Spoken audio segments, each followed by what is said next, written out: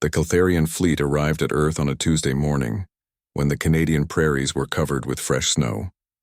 The refugees pressed against the windows of their ships and stared down at the blue and white world that was going to be their new home.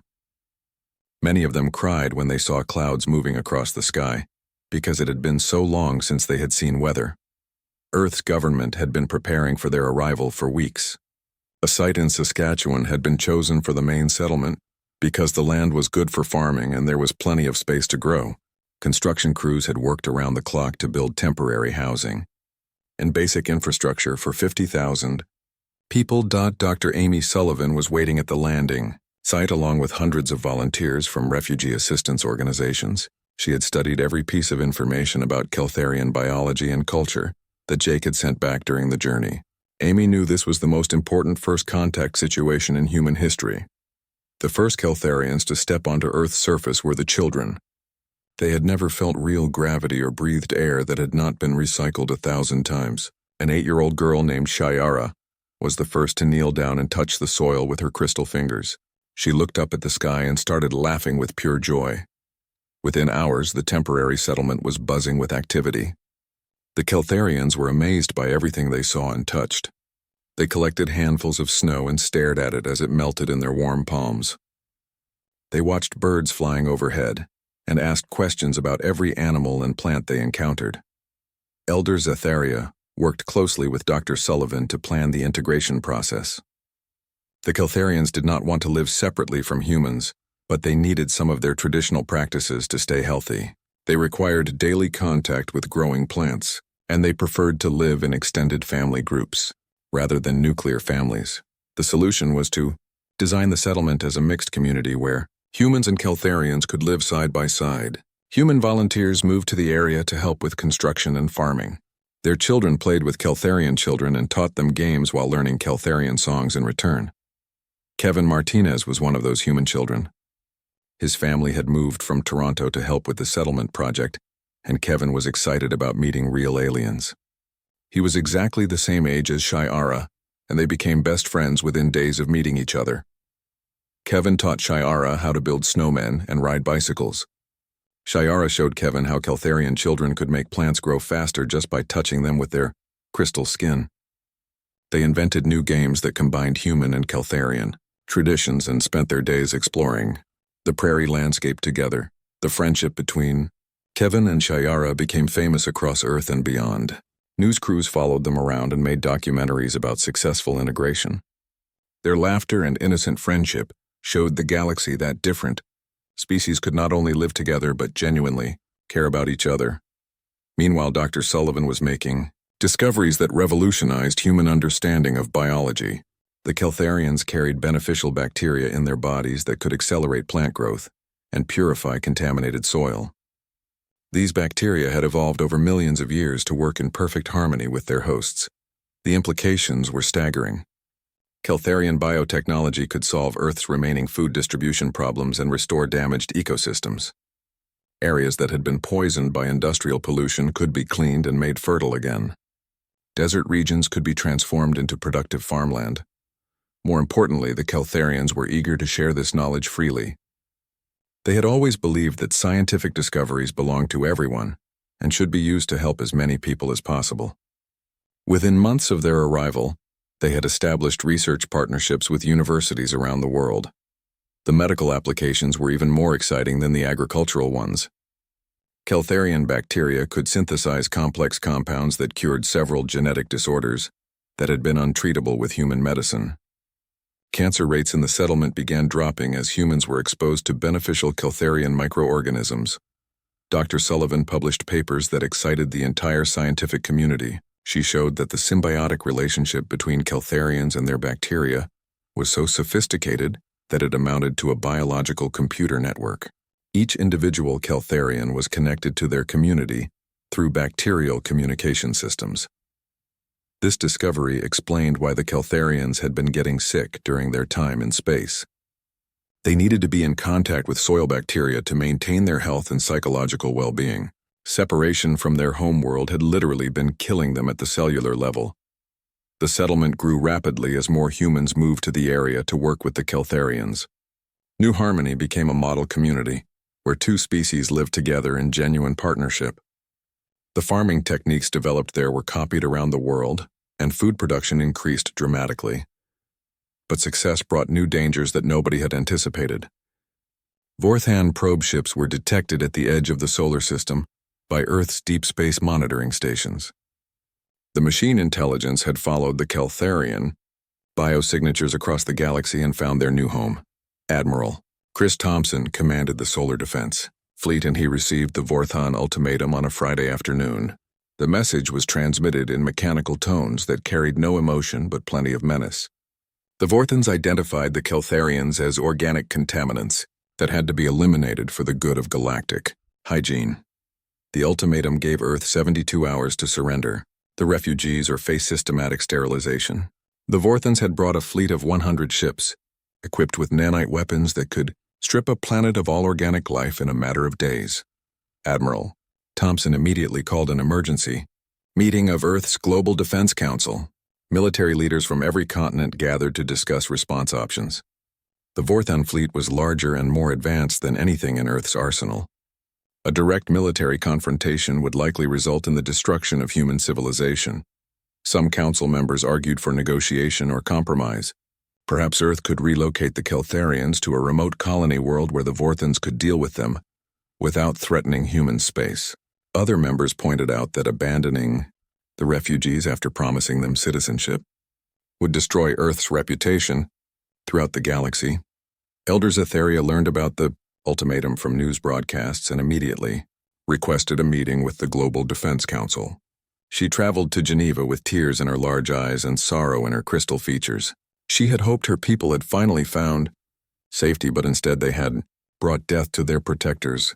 Zetheria stood before the council and offered to sacrifice her entire species to save Earth. The Keltharians would leave immediately and surrender themselves to the Vorthans if that would protect their human friends. She said her people would rather die knowing they had not caused harm to others than live knowing they had brought destruction to the world that had shown them kindness. The council chamber fell silent as the alien elder spoke about her people's willingness to die for their adopted home. Several members were crying openly as they listened to her words. The moral weight of the situation was crushing and nobody knew what to do. Admiral Thompson was the first to speak after Zetheria finished. He looked around the room at his fellow humans and then at the alien woman who had become a symbol of everything good about interspecies cooperation. His voice was quiet but steady as he delivered Earth's response to the crisis. He told Zetheria that Earth had given its word and would not break its promise now. The Keltharians were human citizens under human protection.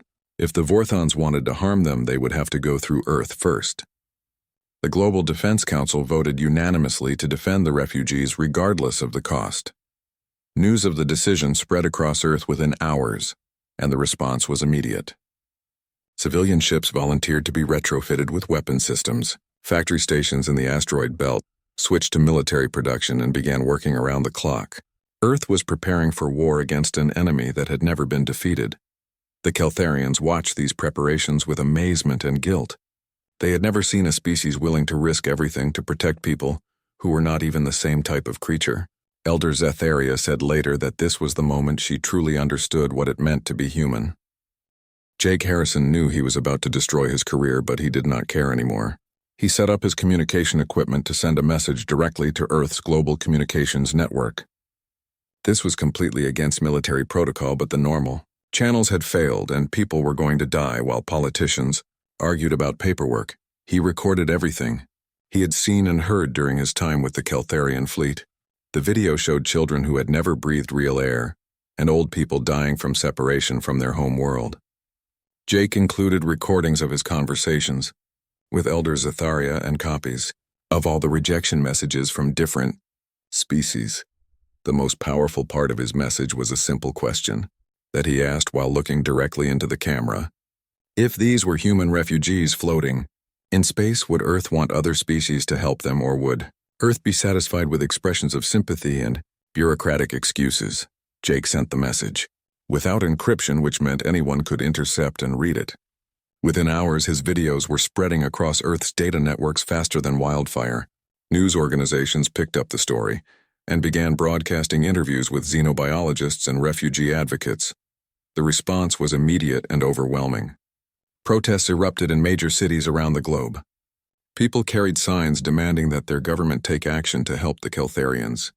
Social media platforms crashed under the volume of posts sharing Jake's videos and calling for humanitarian intervention. Dr. Amy Sullivan from the Terran Xenobiology Institute became the scientific voice of the pro-asylum movement. She appeared on news programs explaining that Earth had more than enough space and resources to accommodate 50,000 refugees.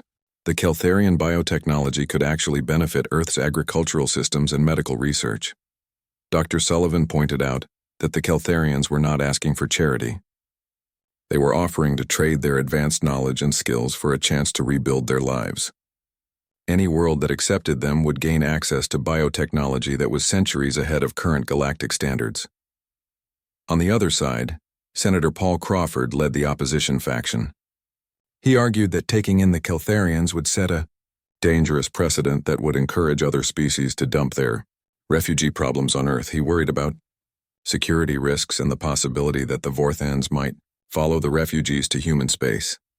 Crawford held press conferences where he showed charts and graphs proving that refugee assistance would strain Earth's economy. He brought in military experts who talked about the dangers of drawing attention from hostile machine intelligences. The senator made it sound like helping the Keltharians would doom humanity to destruction. For 3 days, the debate raged across Earth's political landscape. Editorial writers argued both sides while protesters gathered outside government buildings. Opinion polls showed the population almost evenly divided between those who wanted to help and those who thought it was too risky. Then something unexpected happened that changed everything.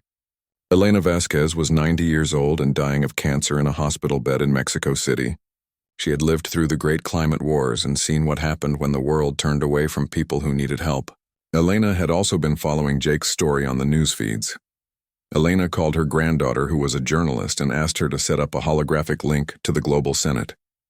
The old woman wanted to address the politicians who were debating the Keltharian asylum question. Her granddaughter made some calls, and within hours, Elena was connected to the Senate chamber. When Elena's image appeared in the center of the Senate floor, the room fell completely silent. She was small and frail, but her voice carried clearly to every corner of the chamber. She spoke slowly and carefully as if each word was precious and could not be wasted. Elena told the senators about her grandparents who had fled their country during a terrible war many decades ago. They had traveled across an ocean with nothing but the clothes on their backs in hope for a better future. Most countries had turned them away, saying there was no room and no resources for more refugees. But one nation had said yes. That nation was America, and it had given Elena's family a chance to build new lives in a strange land. Her grandparents had worked hard, and their children had become doctors and teachers and engineers. Elena herself had spent her life developing new medical treatments that had saved thousands of lives. Elena looked directly into the camera and spoke with the quiet authority that comes from having lived through history. She said that Earth had a choice to make about what kind of planet it wanted to be. It could be the kind of place that turned away suffering people because helping them was inconvenient, or it could be the kind of place that stepped forward when others stepped back. The old woman reminded the senators that humanity had always been at its best when it chose compassion over fear, the same spirit that had led humans to explore space and make contact with alien species should lead them to help those aliens when they were in desperate need. Elena's speech lasted only 10 minutes, but it changed the entire tone of the debate. When she finished speaking, the Senate chamber remained silent for almost a full minute. Then slowly senators began to stand and applaud. Even some of Crawford's supporters were wiping tears from their eyes. The vote was scheduled for the next day, but Elena died that night in her hospital bed. Her death was announced just hours before the senators were supposed to cast their ballots. Many people said later that Elena had held on long enough to make her speech and then let go because she knew she had done what she needed to do. The global Senate debate that day was different from any political discussion in recent memory. Instead of arguing about costs and risks, senators talked about duty and conscience. They quoted Elena's words and told stories about their own families who had once needed help from strangers. Senator Crawford made one final speech arguing that emotion should not override practical considerations. He warned that helping the Keltharians might encourage other species to take advantage of human generosity. Earth could become the dumping ground for every refugee crisis in the galaxy. But his words sounded hollow after Elena's testimony.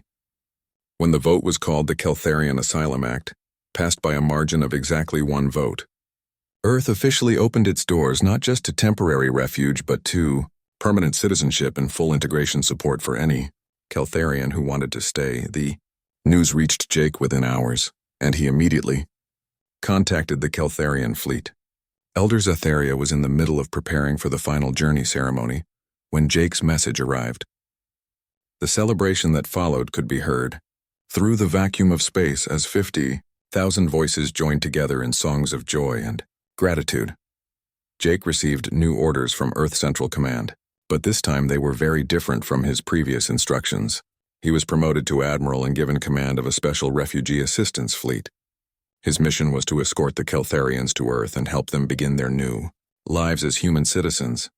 As Jake prepared for the journey home, he thought about Elena Vasquez in the speech that had changed everything.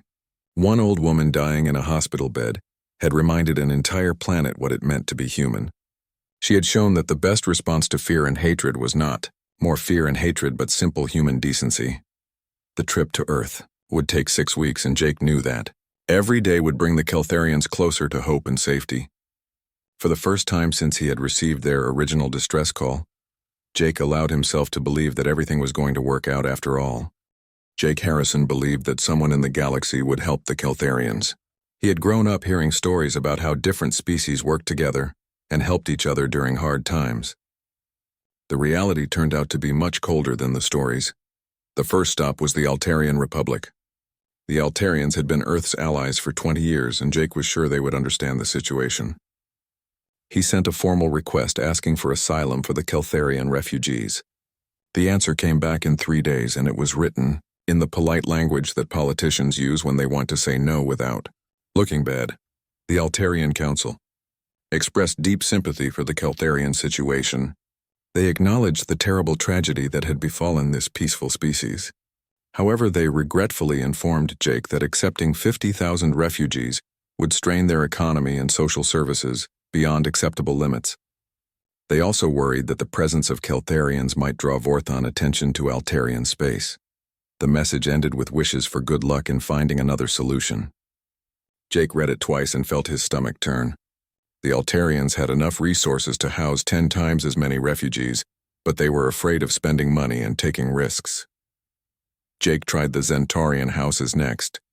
The Zentaurians were proud warriors who claimed to live by ancient codes of honor. They spoke constantly about duty and protecting the innocent. Jake thought surely they would step forward to help people who could not protect themselves. The response from the Zentaurian High Command was even worse than the Altarian rejection. They claimed that taking in the Keltharians would upset the delicate balance of regional politics. They could not risk destabilizing their relationships with other species by making such a controversial decision. The message suggested that Jake contact smaller, less important worlds that might be more suitable for refugee settlement. Jake wanted to scream at his communication screen. The same warriors who boasted about their honor in battle were afraid of political complications. They would rather let innocent people die than risk having difficult conversations with their neighbors. The pattern continued with every world Jake contacted. The aquatic collectives of the Hydro system claimed their biodomes could not support Keltharian physiology, even though Jake knew they had successfully hosted dozens of different species in the past. The Free Traders Union said they sympathized but were too busy with commercial disputes to help with humanitarian crises. Each rejection felt like a punch to Jake's gut. He watched the Keltharian children getting thinner and quieter as hope slowly drained out of their large eyes. The adults tried to stay strong, but Jake could see them losing the will to keep fighting for survival. Captain Lisa Rodriguez was Jake's commanding officer, and she had been getting increasingly angry messages from Earth Central Command. Jake was supposed to be on patrol duty, not playing taxi driver for alien refugees. His superiors wanted him to report to the nearest Earth base immediately for reassignment. Lisa called Jake on a secure channel, and her voice was tight with stress. She had been covering for him as much as possible, but the pressure from above was getting too strong. Earth Central Command had received complaints from 3 different species about Jake's unauthorized refugee assistance activities. The complaints accused Jake of interfering in regional politics and potentially creating security risks for human space. Some species were worried that Earth might be planning to use the refugee situation as an excuse to expand its influence in the Outer Rim territories. Others simply did not want to deal with the complicated emotions that came from watching people suffer. Lisa told Jake that Earth's official position was to maintain good diplomatic relationships with all established governments. Getting involved in refugee crises that crossed multiple jurisdictions could destabilize the careful balance that kept peace in the galaxy. The smart thing to do was to refer the Keltharians to the proper authorities and let the system handle their case. Jake asked Lisa what would happen when the system failed and the Keltharians died in space. Lisa was quiet for a long moment before she said that sometimes terrible things happened that nobody could prevent.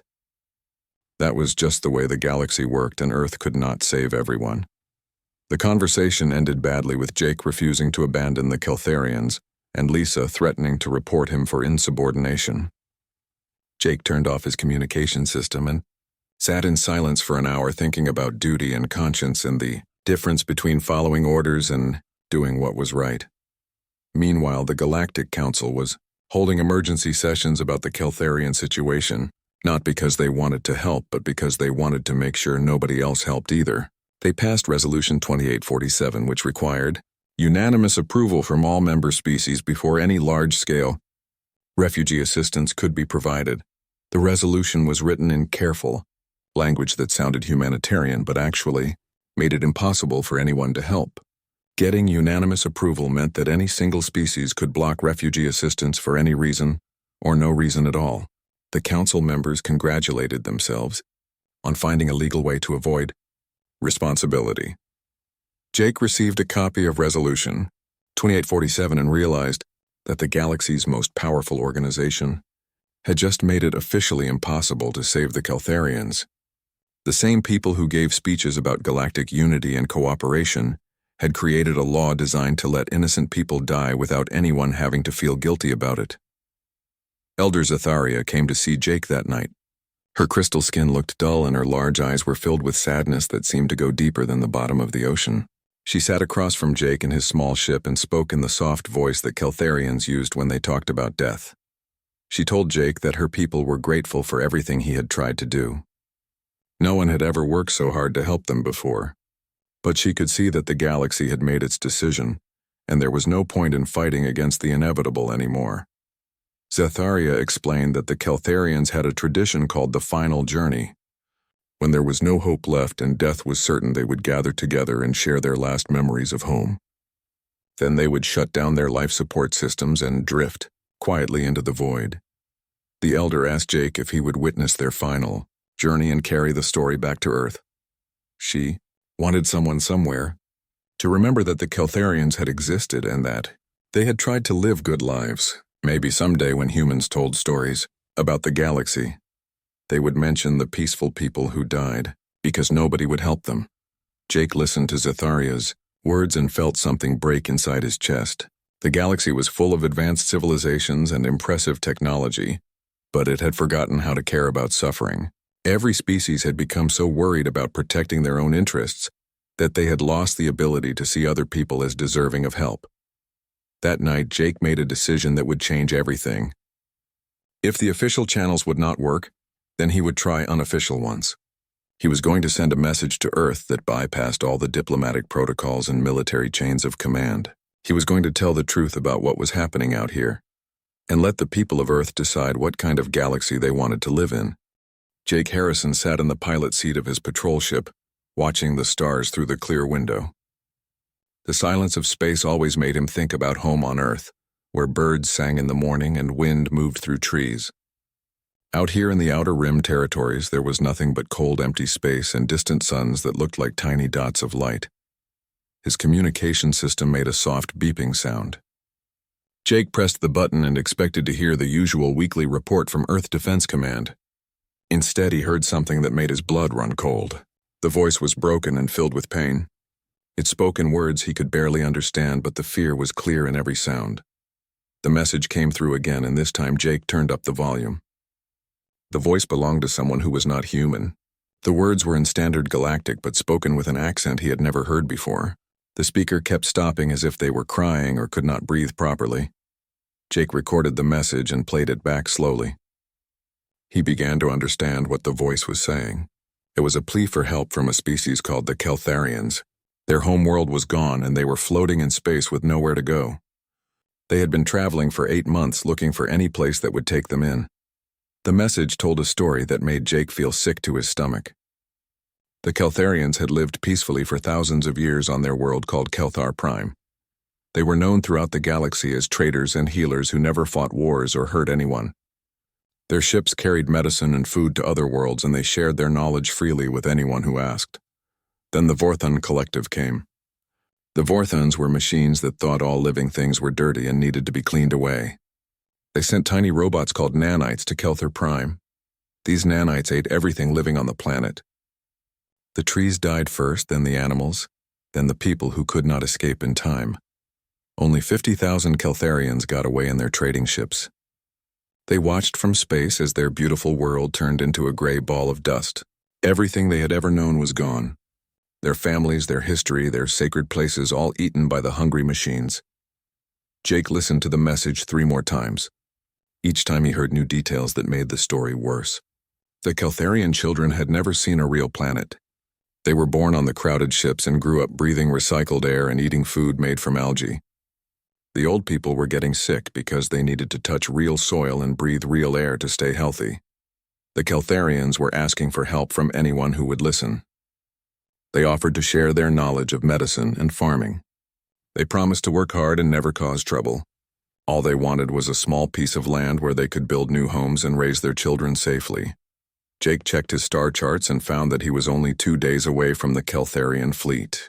His orders were to patrol this sector and report anything unusual to Earth Command. A fleet of refugee ships definitely counted as unusual, but something inside him said this was more important than following rules. He changed course and headed toward the coordinates given in the message. As he flew through space, Jake thought about his own family back on Earth. His sister had 3 children who ran around in her backyard and played in the dirt. They complained when she made them come inside for dinner. Jake tried to imagine what it would be like if those children could never go outside or feel grass under their feet. 2 days later, Jake saw the Keltharian fleet on his scanner. There were 47 ships of different sizes. Some were big cargo vessels that had been converted to carry families. Others were small personal craft that looked like they might fall apart at any moment. None of the ships looked like they were built for long space travel. Jake opened a communication channel and spoke in standard Galactic. A voice answered him immediately as if they had been waiting for someone to call. The Keltharian who spoke sounded very tired but also hopeful. They asked if Jake was there to help them find a home. Jake told them he was from Earth and that he wanted to hear their story. The Keltharian leader, whose name was Zetharia, invited Jake to come aboard their main ship. Jake docked his patrol craft and walked through an airlock into a world of sadness and hope mixed together. The inside of the Keltharian ship smelled like growing things and clean water. The walls were covered with plants that provided oxygen and food. The Keltharians themselves were tall and thin with skin that looked like it was made of tiny crystals. Their eyes were large and sad, but they smiled when they saw Jake. Zetharia showed Jake through the ship. Families lived in spaces that were barely big enough for one person back on Earth. Children sat quietly in corners drawing pictures of trees and animals they had never seen.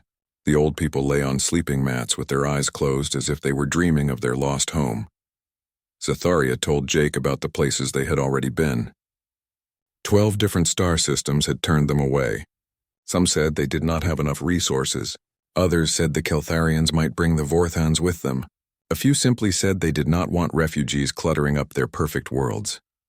The worst part was that some worlds had promised to help, and then changed their minds at the last moment. The Keltharians would get excited and start planning new lives only to be told they had to leave. The children stopped asking when they would have a real home, because the answer was always the same disappointment. Jake stayed with the fleet for 3 days. He helped repair some of their broken systems and shared his food supplies. More importantly, he listened to their stories and began to understand what they had lost. These people had created beauty and shared it with the galaxy. Now they were being treated like garbage that nobody wanted. On his last night with the fleet, Jake made a decision that would change everything. He was going to help these people find a home even if it meant breaking every rule in the book. The Global Senate met in emergency session as the Vorthan deadline approached. Representatives from every nation and territory on Earth gathered to make the most important decision in human history. The chamber was packed with senators who knew they were about to choose between safety and honor. Senate President Maria Santos stood at the podium and looked out at her colleagues and the cameras that were broadcasting to the entire world. Her words would be heard not just on Earth but throughout the galaxy where other species were watching to see how humans would respond to their first real test. Maria spoke clearly and simply about the choice that faced humanity. The Vorthons had demanded that Earth surrender the Keltharian refugees or face total destruction. Some people argued that 50,000 alien lives were not worth risking billions of human lives. Others believed that breaking promises to innocent people would destroy something essential about human nature. The debate that followed was unlike anything in the history of human government. Senator after senator stood to speak about duty and sacrifice and what it meant to be part of a civilization worth defending. They talked about their children and grandchildren and the kind of world they wanted to leave behind. Senator Crawford made one final speech arguing for negotiation and compromise. He said that humanity had a responsibility to survive, and that noble gestures meant nothing if they led to extinction. The practical choice was to give the Vorthons what they wanted and live to fight another day. But his words were drowned out by the moral weight of the moment. Senator after senator stood to declare that Earth would keep its promises regardless of the consequences. They quoted Elena Vasquez and spoke about the Keltharian children who played with human children in the fields of New Harmony. The vote was unanimous. Every single representative voted to defend the refugees even though they knew it might mean the end of human civilization. Maria Santos announced Earth's decision to the galaxy with words that would be remembered forever. She said that Earth had given its word and would not break that promise now. The Keltharians were human citizens under human protection. If the Vorthan Collective wanted to harm them, they would have to go through Earth first. Admiral Thompson received authorization to mobilize every military asset in the solar system. The Solar Defense Fleet consisted of 43 ships of various sizes and capabilities. Against the 100-ship Vorthon Armada, it seemed like a hopeless fight, but Thompson had advantages that the machines did not expect. Dr. Tony Richards had been working with Keltharian scientist Velthara to develop new weapons specifically designed to fight the Vorthons. They discovered that quantum resonance fields could disrupt nanite communication networks and cause the tiny machines to attack each other instead of their targets. The breakthrough came when Velthara realized that Keltharian bacterial networks operated on similar principles to Vorthon nanite swarms. The same biological processes that allowed Keltharians to communicate through living systems could be used to jam artificial communication systems. Factory ships throughout the asteroid belt worked frantically to produce quantum resonance weapons and install them on every available vessel. Civilian craft were retrofitted with military systems, while their volunteer crews trained for combat operations they had never imagined joining. Commander Sarah Brooks developed tactical plans that turned Earth's defensive position into an advantage. Instead of meeting the Vorthons in open space, the human fleet would use the solar system's asteroid fields and planetary gravity wells to create tactical complications for the larger enemy force. The Vorthon fleet arrived exactly on schedule with mechanical precision. 100 identical ships arranged themselves in perfect formation and began advancing toward Earth. Their commander transmitted a final demand for surrender using the same emotionless tones that had delivered the original ultimatum. Admiral Thompson responded by ordering all ships to battle stations. The human fleet was outnumbered more than 2 to 1, but the crews were fighting for something the Vorthons could never understand. They were defending their homes and their promises, and their belief that some things were worth dying for. The battle began when human ships emerged from behind asteroids and opened fire with quantum resonance weapons. The new technology worked exactly as Dr. Richards had predicted. Vorthan nanite swarms turned chaotic as their communication systems were disrupted and confused. What followed was not the one-sided massacre the Vorthons had expected. Human ships used unconventional tactics and took incredible risks to exploit weaknesses in the machine formation. Civilian vessels rammed Vorthon cruisers while military ships targeted command and control systems. The turning point came when Sarah Brooks led a desperate attack on the Vorthon flagship. Her small squadron punched through the enemy formation and delivered quantum resonance charges directly to the command ship's core systems. The flagship's destruction caused communication failures throughout the Vorthon fleet. Without central coordination, the individual Vorthon ships began operating independently and making tactical mistakes. Human ships pressed their advantage and began systematically destroying enemies that could no longer work together effectively. The battle lasted 18 hours and cost Earth 12 ships and over 3,000 lives. But when it was over, the Vorthon advance force had been completely destroyed. The machines that had seemed invincible just days before were floating debris scattered across the outer solar system. Admiral Thompson did not stop with defense. Intelligence reports showed that the destroyed fleet was only the advance guard of a larger Vorthon force. If Earth waited for the next attack, it would face even worse odds against an enemy that had learned from its mistakes. Thompson made the decision that defined humanity's place in the galaxy. Instead of celebrating victory and hoping for peace, he ordered the human fleet to pursue the retreating Vorthons back to their own space. Earth was going to make sure the machine intelligence understood that threatening human citizens had consequences. The campaign that followed became known as the Vorthon War, and it lasted 6 months. Human forces systematically destroyed Vorthon forward bases and manufacturing facilities. The quantum resonance technology proved devastating against machine civilizations that depended on networked communication systems. More importantly, other species began to take notice of Earth's military capabilities and moral commitment. Worlds that had refused to help the Keltharian refugees suddenly wanted to establish defense treaties with humans. The galaxy realized that Earth was willing to fight for its principles even against superior odds. The war ended when human forces reached the Vorthon home system and delivered an ultimatum of their own. The machine intelligence could accept peace terms or face the complete destruction of its core systems.